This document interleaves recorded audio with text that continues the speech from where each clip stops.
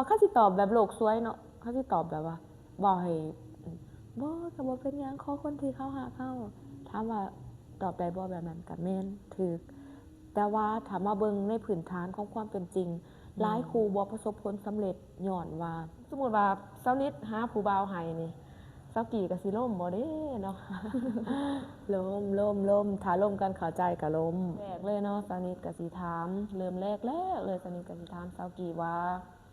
สเปคของสาวกี่มักคนแบบใดมักคนประเทศใดเริ่มแรกแม่นมักคนประเทศใดอยากเป็นคนตัวน้อยๆสำหรับแฟนนะอยากให้แฟนทนุถนอมอยากให้เขาเป็นเจ้าตัวเล็กของเขาแบบสินะ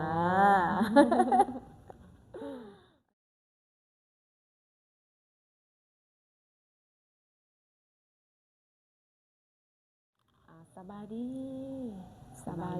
เนาะสบายดี FC ของสนิทเมื่อสุขคนเด้อที่ว่าติดตามคลิปของสนิทอยู่บอกว่าสิเป็น FC ทางฝั่งไทยฝั่งลาวหรือเมืองนอกเนาะที่ว่าติดตามส่องของสาวนิดผ้าส้มคนนี้อยู่มื้อนี้เนาะสำหรับคลิปนี้นิดเองก็สิมาถามความรู้สึกของสาวกี้แล้วก็ถามความในใจของเพิ่นเนาะว่า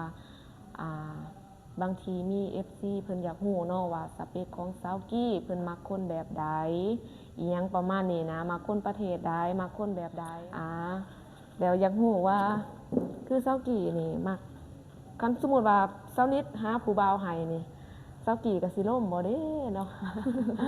ล่มถ้าล่มกันเข้าใจก็ล่ม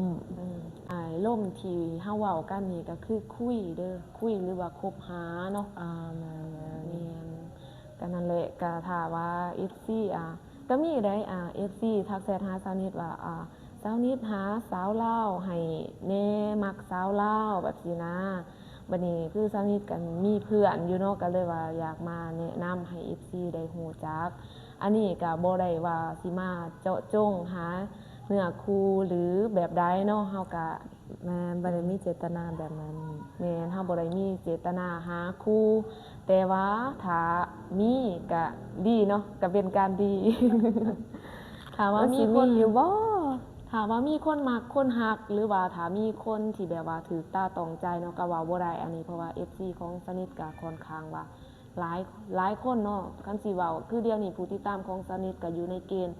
2,000 กว่าเนาะแต่ว่าก็บ่ฮู้ว่าสิมีมาเรื่อยๆอีกบ่แบบนี้นะก็เว้าบ่ได้เนาะบางทีมี FC ของสนิทถูกตาต้องใจสาวกี้อยากมาใช้ชีวิตอยู่นำสาวกี้เด้หรืออยากเป็นคู่ชีวิตหรือว่าอยากเป็นสู่เป็นแฟนเป็นคนหูจักฮักแพงแบบนี้นะอันนี้สาวกี้ก็ยินดีบ่เด้เนาะยินดีเขาจะเป็นคนใจดีเนาะเขามาแบบมีความหวังดีต่อกันแม่นเนาะขอแต่บ่มาทำลายกันเนาะบ่ฮักก็บ่เป็นหยังขอแต่อย่าทำลายกันก็พอ มาหูจักฮักแพงกันได้ก็หมายว่าแบบนี้อันนี้สาวนิดก็บ่แม่นว่าเจตนาเนาะอยากเฮ็ดคลิปแบบว่าจังได๋โปรโมทผู้สาวแบบนี้เนาะหรือว่าเฮ็ดคลิปเปิดใจผู้สาวเปิดใจแบบนี้นะสาวนิทก็บ่ได้เจตนาแบบนั้นเนาะก็อยากให้มาทำความรู้จักฮักแพงกันไว้กับ FC เผื่อว่ามี FC ของสาวนิทมักหรือบ่มักก็บ่เป็นหยังเนาะสามารถเบิ่งซื่อๆเลื่อนผ่านก็ได้เนาะเบิ่งแบบผ่านไปก็ได้เพราะว่า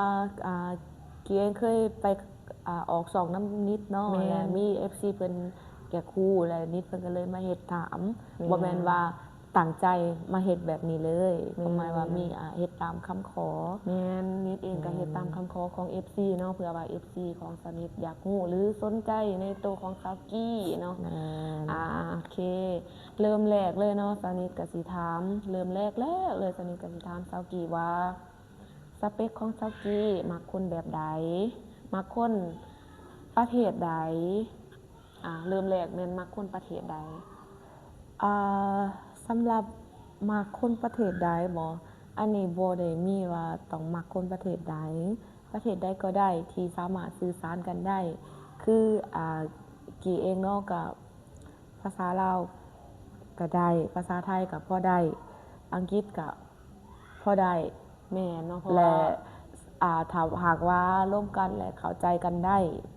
ประเทศใดก็ได้บ่มีขอบเขตบ่มีพรมแดนบ่มีชายแดนว่าหรือบ่ได้มีเมนพอยต์ว่าอยากได้คนประเทศนี้มักคนประเทศนี้บ่มีอ๋อ แม่น เนาะเพราะว่าเซากี้เราก็เป็นครูสอนภาษาเนี่ยเราก็ได้ทางภาษาอังกฤษแน่เนาะภาษาอังกฤษหรือว่าอังกฤษนั่นแหละ speak ได้ speak ได้นิดนึงแต่ถามว่าเก่งบ่ก็บ่เก่ง ก็พอได้อยู่เนาะ แม่น โอเค เดี๋ยวสนิทสิถามอีกเนาะสิถามเซากี้อีกต่อไปว่า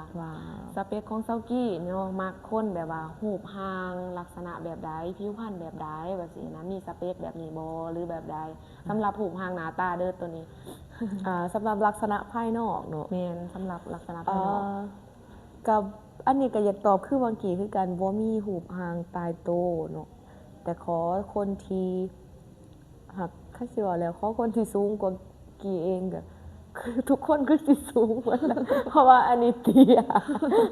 เพราะว่าตัวเองนี่เป็นคนเตี้ยแหละคือว่าหลายๆคนก็คือสิ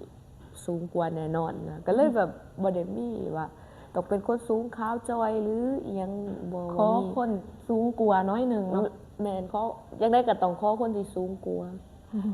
เท่านั้นซื่อแม่น เฮาเป็นผู้หญิงเฮาก็ต้องต่ำกว่าผู้ชาย แม่นอยาก ดี แบบอยากเป็นคนอยากเป็นคนตัวน้อยๆสำหรับแฟนนะแบบอยากให้แฟนทนุถนอมอยากให้เฮาเป็นเจ้าตัวเล็กของเขาแบบสินะอยากเป็นอีหลาข้าวนะอยากเป็นคนน้อยๆ อยากเป็นคนตัวน้อยๆในใจอาย แมน อ๋อเนาะกันสิเว้ารวมแล้วก็มาคนที่ว่าสูงกว่าว่าซั่นซะ มาคนที่แบบปกป้องเฮาได้หุ่นที่ปกป้องเฮาได้โอบกอดเฮาได้สินะ อ๋อเนาะ แม่น โอเคก็สเปคของแต่ละคนก็บ่คือกันเด้อตัวนี้สิ แต่ถามว่าสเปคตายตัวเลยบ่ก็บ่ก็บ่ก็แล้วแต่ว่าเฮาสิร่วมกันแบบใดถ้าร่วมกันเข้าใจก็อันอื่นก็บ่ได้มีหยัง เด้อแล้วสำหรับจิตใจได้มาคนจิตใจแบบใดมาคนแบบว่าซัพพอร์ตคนรวยคนมีหรือคนที่ว่า เลือกได้บ่ ความหมายว่าถ้าว่า เลือกได้ ถ้าว่า เนาะ เลือกได้นะแบบว่ามาคนแบบใดมาคนแบบว่า คนหังคนมีคนร่ำคนรวย คนรอคนอีหยังบ่หรือว่าคนส้นสันธรรมดาคือเฮานะบ่ถึงขั้นว่าหังมีดีได้บ่หรือแบบใดหันนะอยากรู้ความในใจของสกีว่ามักคนแบบใดสินะ อันนี้ให้ตอบแบบโลกสวยบ่หรือให้ตอบแบบตามโลกความเป็นจริง ตามโลกความเป็นจริงเลย ถ้าตามโลกความเป็นจริงเนาะนิสัยนี่มันโดยส่วนตัวมันมักคนที่มีความเป็นผู้นำและมีความคิดที่เป็นผู้ใหญ่สามารถเบิ่งแย่งดูแลเฮาได้ก็คือบ่ว่าจะเป็นทางด้านความคิดหรือทัศนคติต่างๆสำคัญต้องเป็นคนใจกว้างเนาะเป็นคนใจกว้างเลยบ่ให้เกียรติซึ่งกันและกันบ่จุกจิกจู่จี้กันเพราะว่าโดยส่วนตัวอันนี้เป็นคนที่มักแบบบ่ค่อยแบบว่าก้าวล้ำพื้นที่ความหมายว่าแม่นอยู่ว่าถ้าเป็นแฟนกันเนาะทุกอย่างต้องแชร์กันแต่ว่าบางครั้งเฮาก็มีสเปซให้ซึ่งกันและกันให้มีพื้นที่ให้กันและกันมันก็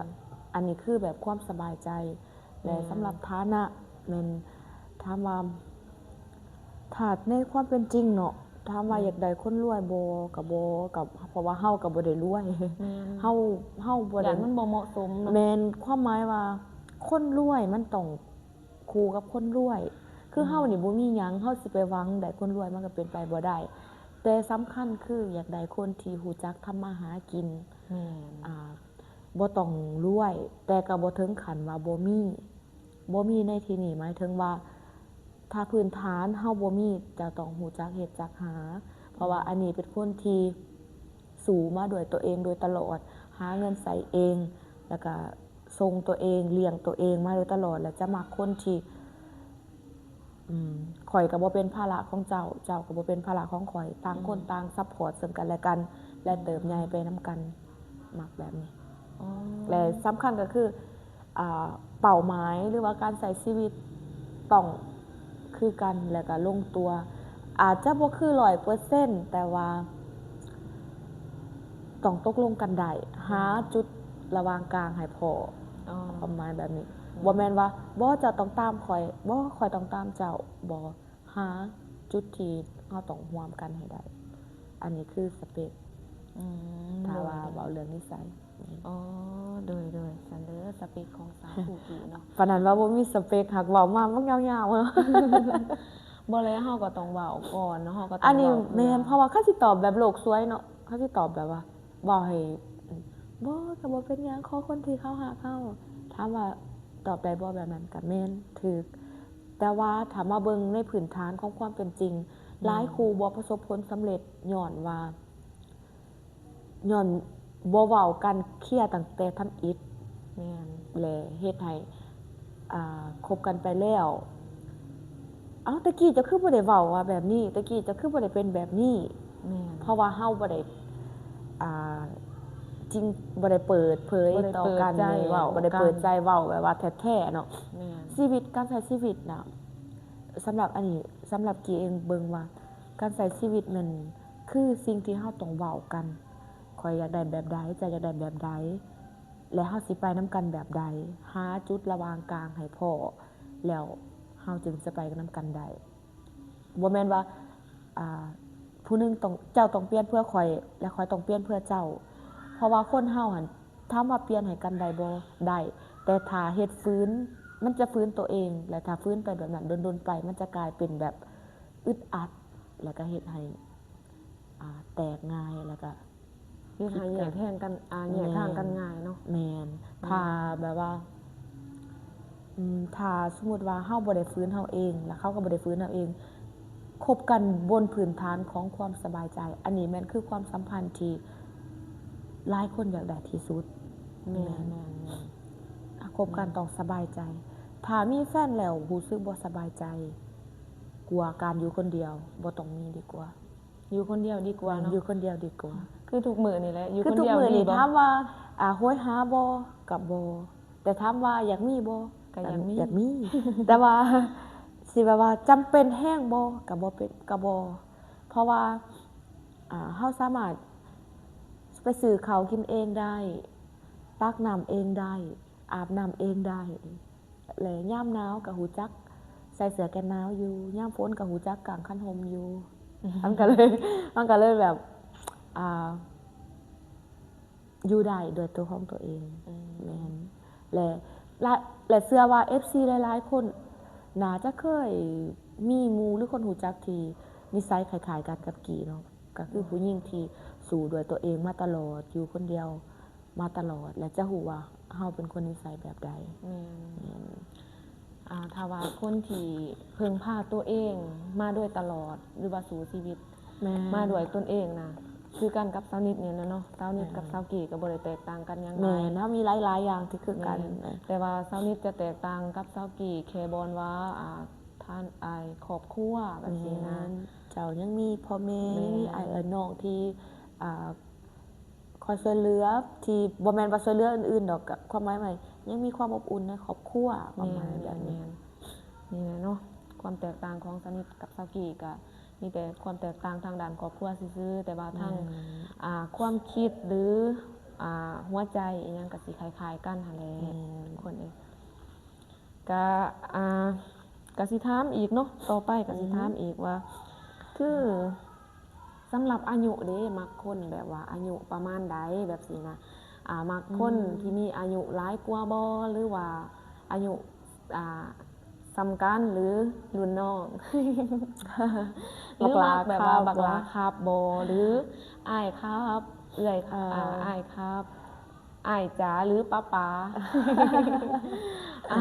อยากรู้เนาะอันนี้ก็ต้องถามเผื่อ FC เนาะเผื่อ FC สำหรับ อยาก อา รู้ ยุแม่นซ้ำกันก็ได้หรือใหญ่กว่าแต่ถ้าน้อยกว่าแม่นจะบ่เคยลงอันนี้แบบบ่มักคนอายุน้อยกว่าเพราะว่าหยังเพราะว่าโดยนิสัยตัวเองก็งอแงอยู่แล้วนะ แล้วถ้าไปคบกับคนที่น้อยกว่าแหละ อาจจะคิดว่าจะบ่เข้ากับเป้าหมายที่เฮาวางไว้ ย่านเมื่อยเนาะ แม่น ย่านเมื่อย รู้สึกว่า ใจกว่าเก่า รู้สึกว่าแบบบางทีมันอันนี้ก็บ่ได้ปักปั้มเนาะบางทีก็เด็กน้อยคือเด็กน้อยหลายคนซุมื้อนี้เขาเจ้าก็มีความคิดที่เป็นผู้ใหญ่หลายคนอยู่ แม่ มันก็ส่วนหลายก็มีหลายเนาะแบบนี้แต่ว่าหลักๆคืออายุบ่สำคัญคือสำคัญก็คือมีความเป็นผู้ใหญ่คือเว้าที่ผ่านมาแล้วก็ มีความเป็นผู้นำ ผู้นำแม่นผู้ชายบางคนมันก็บ่ได้คือกัน แม่น เขาเจ้าก็บ่ได้คือกัน ก็บ่ได้ บางคนอายุหลายแต่ก็นิสัยเด็กน้อยก็มีบางคนอายุน้อยนิสัยดีนิสัยเป็นผู้ใหญ่ก็มีอันนี้ แม่น เฮาก็บ่ได้ว่าต้องรีเควสต์มาว่าอายุต้องแบบนี้ แล้วแต่เฮาก็เบิ่งตามเนื้อผ้าเขาเจ้าว่าเขาเจ้ามีความคิดส่ำใดมีวุฒิภาวะส่ำใด แม่นเนาะอันนี้โอ้ย สาวกี่ก็ยังบ่ทันสวงขายเทื่อเนาะ ดมยาเลยอยู่ แล้วสำหรับอายุแม่นเพิ่นก็บ่ได้เจาะจงว่าต้องอายุส่ำนี้หรืออายุน้อยกว่าหรืออายุหลายกว่าบ่ได้เจาะจงเนาะที่สำคัญแม่นอย่างที่สาวกี่เพิ่นเว้ามาเนาะว่าแบบเพิ่นมักแบบใดอีหยังหั้นนะอันนี้ก็เจ้านิดก็มาถามเป็นความรู้ให้กับ FC เนาะเพื่อว่า FC เพิ่นอยากรู้จักว่าถ้าเพื่อเป็นแนวทางให้ FC เนาะถ้าว่าสิเข้ามาจีบสาวคู่กี้หรือสิเข้ามาฮักมามักนี่ต้องมาในรูปแบบใดเพื่อเป็นแนวทางให้สำหรับ FC เนาะ เพื่อว่าโอเคข่อยสาวกี่เพิ่นเสนอมาแบบนี้เนาะเพื่อว่า FC ท่านใดที่ว่าสนใจอยากเข้าหาโอเคข่อยปฏิบัติได้ตามสิ่งที่เจ้าเว้าหรือแบบใดข่อยอยากรู้จักกับเจ้าแบบสิก็อันนี้ก็ยินดีเนาะยินดีถ้าว่ารับได้ก็ยิ่งเป็นการดีเนาะ แม่ยานแต่เข้ารับบ่ได้ ยันแต่เขารับบ่ได้นี่แหละโอเค ถ้าหากว่าน้องมี FC ของสนิทบอกว่าสิเป็น FC ทางในลาวทางเมืองลาวหรือทางไทยหรือทางเมืองนอกแบบสิเห็นคลิปของสาวกี่ในมื้อนี้แล้วสนใจอยากทักแชทลินนำบ่อยากคบหาหรือว่าอยากพูดคุยนำบ่แบบสิสาวกี่ก็สิตอบแชทเพิ่นอยู่บ่ หรือว่าสิให้ช่องทางการติดต่อเพิ่นบ่เด้เนาะ หาย เป็นจังได๋หายอ ถ้า ยู่ ว่า เนาะ อยากได้หายเป็น หายเนาะ ขอผ่านสานิทก็ได้ โอเคถ้าว่าFC ท่านใดสนใจผู้หญิงคนนี้เด้อีต้นเราเด้เราอยู่ผู้เดียวสินะ อยากมาเป็นคู่ชีวิตหรือว่าอยากมาเป็นคนหูจักหักแพงเป็นพี่เป็นน้อง เป็นญาติกันเป็นหมู่เป็นเพื่อนกันก็ได้เด้อ แม่ เดี๋ยวสนิทสิเดี๋ยวสนิทสิขอเบอร์หรือว่าช่องทางการติดต่อขอเบอร์ขอเฟซหรือว่าช่องทางการติดต่อของสาวกี้เนาะสาวนิดก็สิขอไว้ให้เพื่อ FC เนาะถ้าว่า FC ท่านใดสนใจอยากติดต่อหาสาวคุกกี้ก็